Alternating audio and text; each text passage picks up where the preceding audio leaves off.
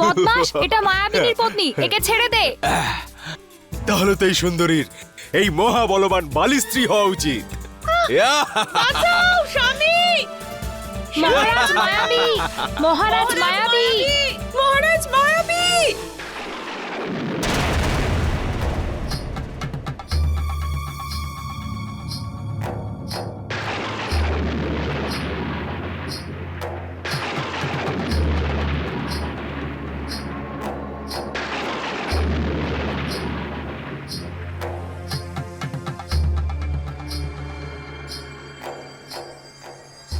মায়াবনী, আচ্ছা, নিজের সখীদের পেছনে লুকিয়ে আমাকে খেলা দেখাচ্ছ?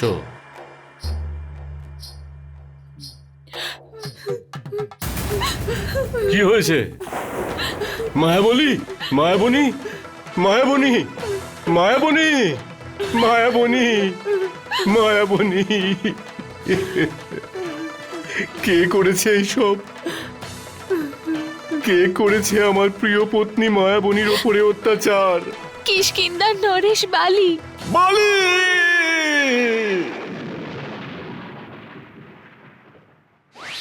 বালি! কোথায় আছিস তুই, কাপুরুষ? বাইরে আয় আর এসে আমার সঙ্গে যুদ্ধ কর। দুষ্ট কাপুরুষ কোথাকার, দুরাচারী! অন্যের পত্নীর সঙ্গে দুর্ব্যবহার করিস আর এখন লুকিয়ে আছিস। কাপুরুষ, বাইরে আয় আর আমার সঙ্গে যুদ্ধ কর। দাঁড়ান স্বামী, অনেক রাত হয়েছে, বাইরে যাবেন না। ছেড়ে দাও আমাকে, তারা ছেড়ে দাও। দাঁড়ান স্বামী, আপনি দাঁড়ান। দাঁড়ান স্বামী, স্বামী।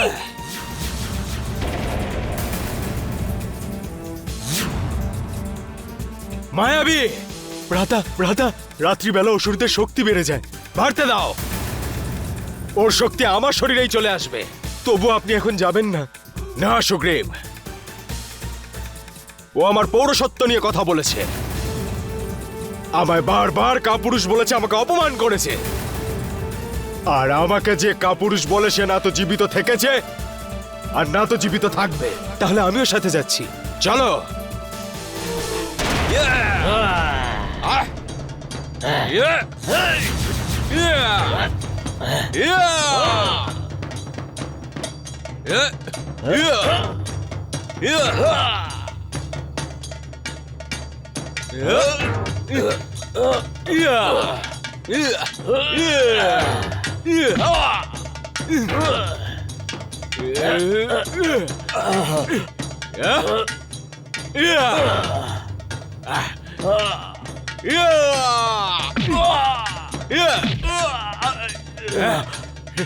ওঠো, ওঠো, ওঠো কাপুরুষ! পালিয়ে কোথায় যাচ্ছ? দাঁড়াও, দাঁড়াও, দাঁড়াও! রঘুনন্দন, বালির শক্তি দেখে মায়াবী এতটা ভয় পেয়ে গেছিল যে সে পালিয়ে গেছিল। আমি আর জ্যেষ্ঠ দুজনেই ওকে অনুসরণ করেছিলাম। ও পর্বতে একটা গুহার ভিতরে ঢুকে গেছিল।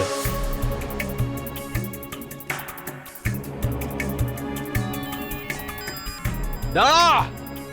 জ্যেষ্ঠ বালি, এখান থেকে চলুন, জানি না এই মায়াবী কখন গুহার বাইরে আসবে। না সুগ্রীব, আমি মায়াবীকে বিনাশ করেই কিষ্কিন্ধায় ফিরে যাব। মায়াবীর দ্বারা আমি বিশ্বকে জানিয়ে দেব যে বালিকে যুদ্ধে আহ্বান করার অর্থ নিজের মৃত্যুকে আহ্বান করা। তুমি গুহার বাইরে দাঁড়িয়ে আমার জন্য প্রতীক্ষা করো। যথাজ্ঞা জ্যেষ্ঠ। মায়াবী! 1 বছর আমি গুহার মুখ্য দ্বারে দাঁড়িয়েছিলাম রঘুবীর। আমার জ্যেষ্ঠ বালির জন্য প্রতীক্ষা করছিলাম, কিন্তু গুহার বাইরে না তো বালি ফিরে এলো আর না তো মায়াবী।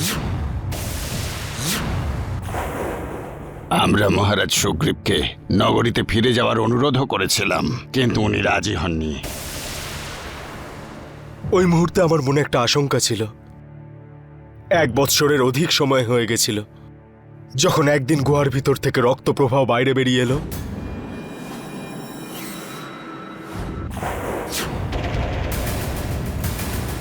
আমি আমার ধৈর্য হারিয়ে ফেলেছিলাম রঘুনন্দন, কারণ গুহার ভিতর থেকে মায়াবীর গর্জন তো শুনতে পাচ্ছিলাম,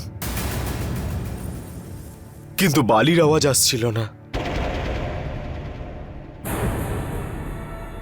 আমি ভাবলাম যে আমার জ্যেষ্ঠ বালির মৃত্যু হয়ে গেছে, আর যেই মায়াবী বালিকে এভাবে হত্যা করতে পারে সে কতটা বলবান হতে পারে।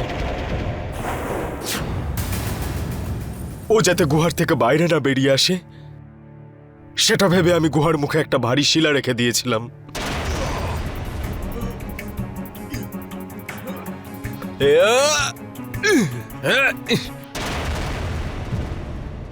রঘুনন্দন, আমি এটা কাউকে বলিনি যে আমার জ্যেষ্ঠ বালি মারা গেছে। আমি চুপচাপ কিষ্কিন্ধায় ফিরে এলাম। কিন্তু আমরা মন্ত্রীরা এটা জেনে গিয়েছিলাম কিষ্কিন্ধার সিংহাসন 1 বর্ষেরও অধিক কাল শূন্য ছিল, কিন্তু যেভাবে একটি পরিবারকে চালনার জন্যে একজন কর্তার প্রয়োজন, ঠিক তেমনি একটি রাজ্য পরিচালনার জন্যে একজন রাজার আবশ্যক। হে রঘুবীর, সেই জন্য আমরা মন্ত্রিমণ্ডলীর সিদ্ধান্ত নিয়েছিলাম যে মহারাজ সুগ্রীবকেই আমাদের সিংহাসনে বসাই। কিন্তু মহারাজ সুগ্রীব শুনছিলেন না। প্রভু, উনি বলতে চাইছিলেন আমাদের মহারাজ বালির জন্য আরো প্রতীক্ষা করা উচিত ছিল। কিন্তু মন্ত্রী পরিষদ ওনার কথা না শুনে সুগ্রীবের রাজ্যাভিষেক করিয়ে দেয়। स्वस्ति न इन्द्रो वृद्धश्रवाः स्वस्ति न पूषा विश्ववेदाः स्वस्ति नस्तारक्षो अरिष्टनेमिः स्वस्ति नो बृहस्पतिर्दधातु। সুগ্রীব, তুমি দ্বার কেন বন্ধ করে দিয়েছো? সুগ্রীব, দ্বার খোলো। সুগ্রীব,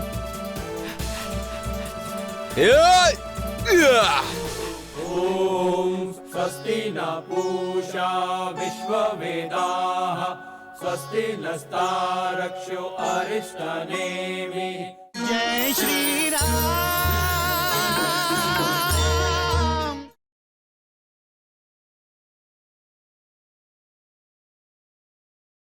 जय श्री राम।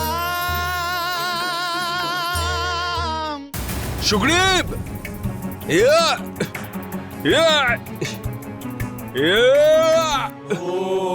स्वस्ति न इन्द्रो वृद्धश्रवाः स्वस्ति न पूषा विश्ववेदाः स्वस्ति नस्तारक्षो अरिष्टनेमिः स्वस्ति नो बृहस्पतिर्दधातु।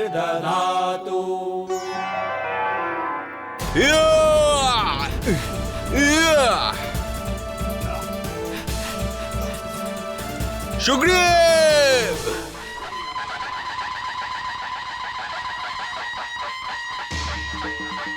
মহারাজ সুগ্রীবের জয়! মহারাজ সুগ্রীবের জয়! মহারাজ সুগ্রীবের জয়! মহারাজ সুগ্রীবের জয়! মহারাজ সুগ্রীবের জয়! মহারাজ সুগ্রীবের জয়!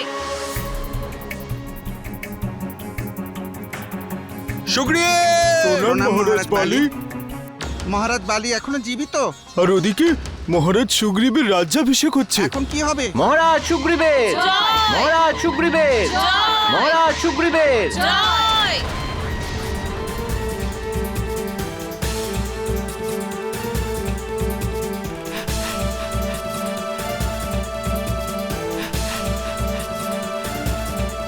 সুগ্রীব,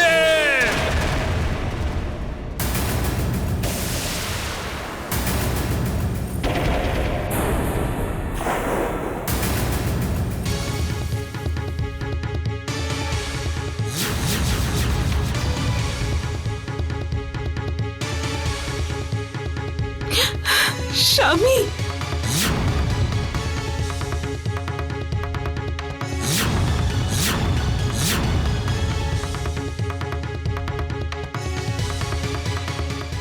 জ্যেষ্ঠ, আপনাকে কুশল অবস্থায় দেখে আমার যে কত আনন্দ হচ্ছে সেটা আমি বলে বোঝাতে পারবো না। তোর বলার আগেই আমি সব কিছু জেনে গেছি সুগ্রীব। ভ্রাতাদ্রোহী তুই, ধিক্কার জানাই তোকে। মহারাজ বালি, আপনি ভুল বুঝছেন। না জাম্বুবান, ভুল তো এখন আমার ভেঙেছে।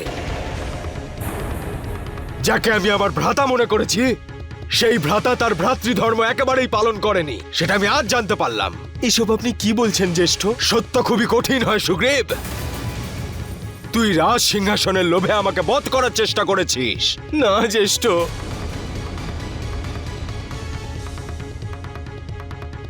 আমার রাজ্য আর সিংহাসনের কোনো আসক্তি নেই। রাজ্যের রাজার আবশ্যিকতা ছিল, সেই জন্য মন্ত্রী পরিষদ আমায় সিংহাসনে বসিয়েছিল। যদি কোনো অপরাধ করে থাকি আমি, তাহলে ক্ষমা করে দিন। তোমার অপরাধ ক্ষমা করার যোগ্য নয় সুগ্রীব। না জ্যেষ্ঠ, এই সিংহাসন আপনার, আপনি এখানকার রাজা। আমি তো আপনার সেবক, সেবকই থাকবো। চুপ করে থাক, তুই ভ্রাতাদ্রোহী, রাজদ্রোহী। তুই সরে যা।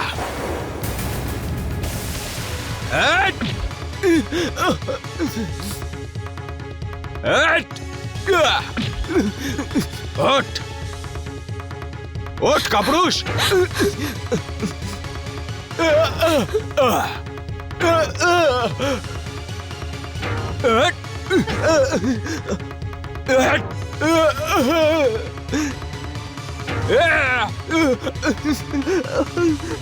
ওঠ ওঠ ওঠ।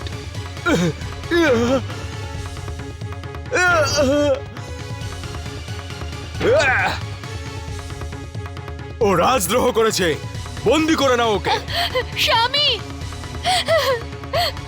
তুমি এদিকে এসো।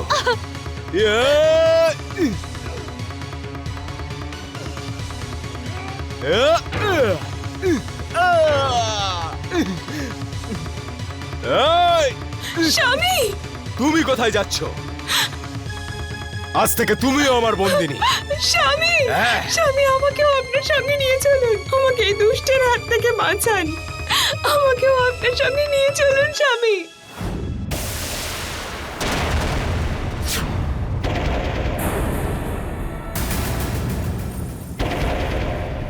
জয় শ্রীরাম।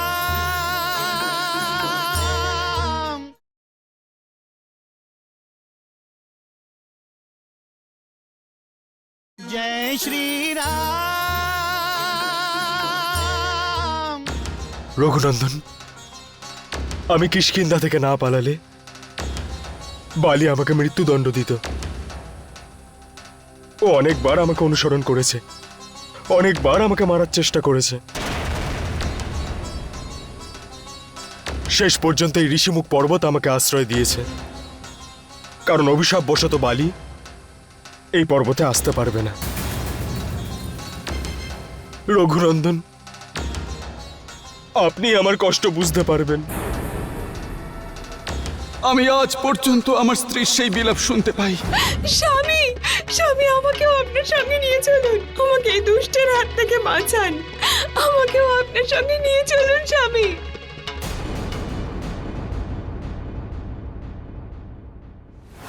রঘুনাথ, আমায় রক্ষা করুন রঘুনাথ। রঘুনন্দন, রক্ষা করুন রঘুনাথ। আমিও বালির মতোই বলশালী প্রভু, কিন্তু আমার প্রিয় স্ত্রী রোমাকে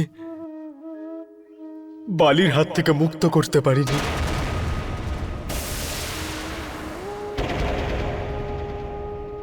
মৃত্যুর ভয়ে আমি বালির কাছ থেকে এদিক ওদিক পালিয়েছি, লুকিয়ে থেকেছি। জানি না আমার স্ত্রী আমার ব্যাপারে কি না কি ভাবছে। লক্ষণ আমার ভ্রাতা, জানি না সেটা এখন কোন অবস্থায় রয়েছে। ও কি ভাবছে আমার সম্পর্কে? বিবাহের সময় দেওয়া প্রতিজ্ঞা আমি রাখতে পারিনি প্রভু। প্রভু, আমি আমার স্ত্রীর রক্ষা করতে পারিনি।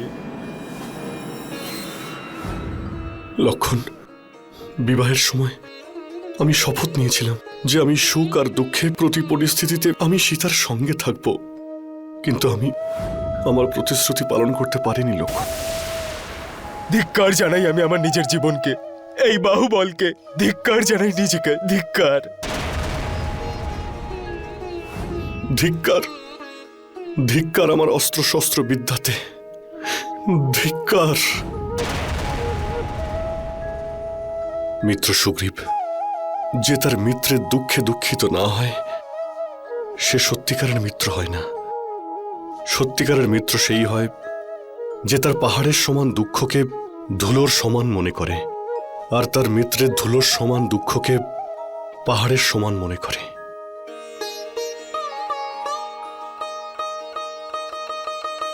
একজন সত্যিকারের মিত্রের ধর্ম হল সে তার শক্তি অনুযায়ী তার মিত্রের সর্বদা কল্যাণ করে, বিপদের সময় তাকে সঙ্গ দেয়, তার উপরে আসা সমস্ত বিপদকে দূর করে।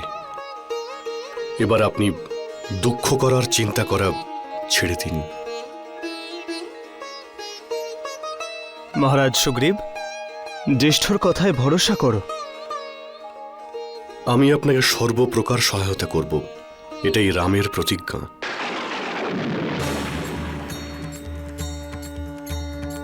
আমার কাছে সূর্যের সমান তেজস্বী আর তীক্ষ্ণ বাণ রয়েছে, যা কখনোই ব্যর্থ হয় না।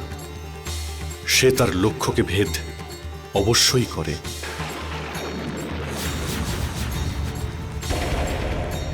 আপনার স্ত্রীকে হরণ করা ওই অধর্মী বালি ততক্ষণই জীবিত যতক্ষণ আমার সামনে না আসছে, আর যেদিনও আমার সামনে আসবে সেদিন আমার বাণ ওকে এফর ওফর করে দেবে।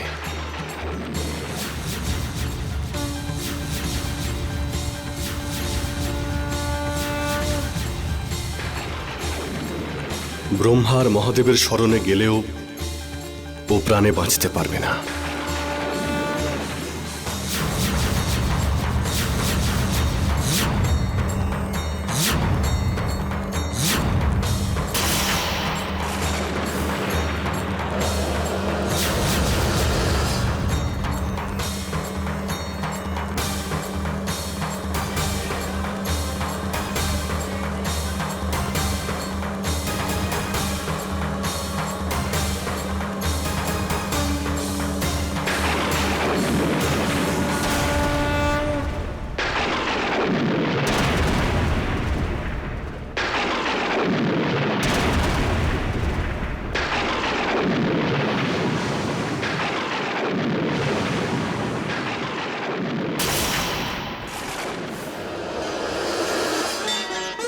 जय श्री राम।